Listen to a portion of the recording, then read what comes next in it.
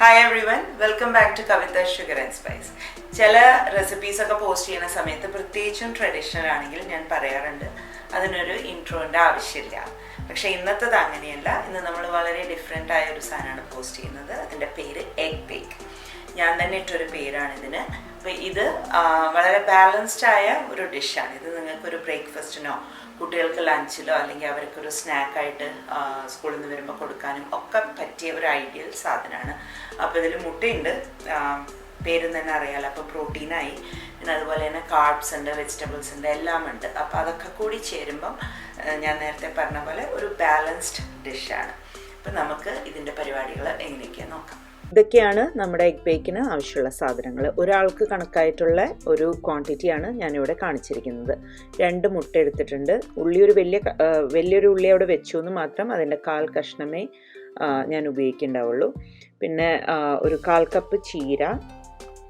പിന്നെ ഞാനിവിടെ 3 colour, orange, red and yellow, 3 colour sweet പെപ്പേഴ്സാണ് വെച്ചിരിക്കുന്നത്. ഇത് കിട്ടണില്ല എന്നുണ്ടെങ്കിൽ ക്യാപ്സിക്കം എടുത്താലും മതി. 3 തരം കളേഴ്സ് കരുതിക്കൂട്ടി വെച്ചതാണ്, ഓരോന്നിനും ഓരോ ബെനിഫിറ്റ്സ് ആയ കാരണം.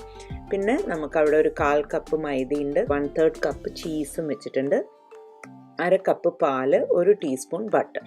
ഇത്രയും സാധനങ്ങളാണ് ഉള്ളത്. ഉപ്പും കുരുമുളകും. അപ്പോൾ നമുക്ക് ആദ്യം ഇതൊക്കെ ഒന്ന് അരിഞ്ഞെടുക്കാം.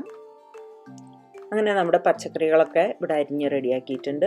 ഈ ഒരു ഡിഷ് ഞാൻ ഒരു കാസ്റ്റ് അയൺ പാനിൽ വെച്ചിട്ടാണ് ഉണ്ടാക്കാൻ പോണത്. അപ്പോൾ നിങ്ങളുടെ അടുത്ത് അതുണ്ടെങ്കിൽ അത് ഉപയോഗിക്കുന്നതായിരിക്കും കുറച്ചും കൂടി നല്ലത്. ടേസ്റ്റിലൊക്കെ ഒരു വ്യത്യാസം ഉണ്ടാവും നോൺ സ്റ്റിക്കിനേക്കാളും.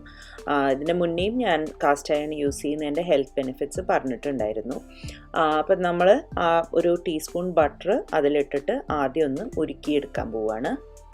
ഇനി നമുക്ക് ഈ മുട്ടയൊന്ന് ബീറ്റ് ചെയ്തെടുക്കാം. അതിലൊരു 1/4 ടീസ്പൂൺ വീതം ഉപ്പും കുരുമുളകും ഇടാം. അതിൽ കൂടുതൽ ആവശ്യം ഉണ്ടാവില്ല. ചീസൊക്കെ പിന്നീട് ഇടുന്ന കാരണം അതിലും ഉപ്പുണ്ടാവും എന്നുള്ളത് ഓർമ്മ വേണം. എന്നിട്ട് നമുക്ക് നമ്മുടെ 1/2 കപ്പ് പാല് അതിൽ മിക്സ് ചെയ്യാം. എന്നിട്ട് നമ്മൾ മൈദ അല്ലെങ്കിൽ ഗോതമ്പ് പൊടി, ഇതിലേതായാലും കുഴപ്പമില്ല കേട്ടോ. ഇപ്പം ഞാൻ മൈദയാണ് യൂസ് ചെയ്തത്. അപ്പോൾ അത് കുറച്ചായിട്ടൊക്കെ കൂടെ ഒരുമിച്ചിട്ട് കഴിഞ്ഞാൽ നിറച്ച് ലംസ് വരും. അപ്പോൾ അതുകൊണ്ട് കുറച്ചായിട്ട് അതൊന്ന് ബീറ്റ് ചെയ്തെടുക്കുക. ഇതിപ്പോൾ നന്നായിട്ട് മിക്സ് ചെയ്ത് നല്ലൊരു സ്മൂത്ത് പേസ്റ്റ് ആയിട്ടുണ്ട്. ഇനി നമുക്ക് നമ്മുടെ പച്ചക്കറികളെ എല്ലാറ്റിനെയും ഇതിലേക്ക് ആഡ് ചെയ്യാം. അങ്ങനെ നമ്മുടെ എഗ് മിക്സ്ചർ ഇവിടെ റെഡി ആയിട്ടുണ്ട്. ചീസ് ഒഴിച്ച് മറ്റെല്ലാ സാധനങ്ങളും ഇട്ടിട്ടാണ് നമ്മളിപ്പോൾ മിക്സ് ചെയ്തിരിക്കുന്നത്. ഇതിനെ നമുക്ക് നമ്മുടെ കാസ്റ്റ് അയൺ പാനിലേക്ക് മാറ്റാം. ഇതിലിപ്പോൾ ബട്ടറൊക്കെ ഉരുക്കി നല്ല റെഡി ആയിട്ട് നിൽക്കുകയാണ്.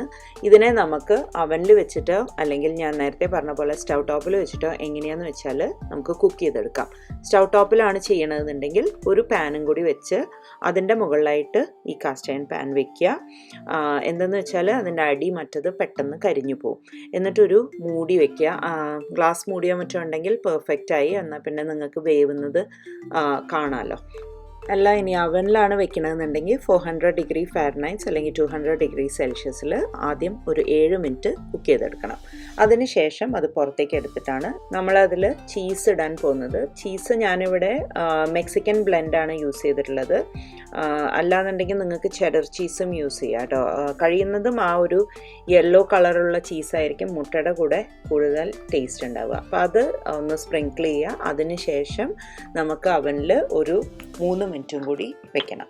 അപ്പോൾ അടുപ്പത്താണ് വെക്കണമെന്നുണ്ടെങ്കിൽ നിങ്ങൾക്ക് നോക്കിയാൽ കാണാം അത് കുറച്ച് ഉരുകി തുടങ്ങുമ്പോൾ നിങ്ങൾക്ക് ഓഫ് ചെയ്യാം.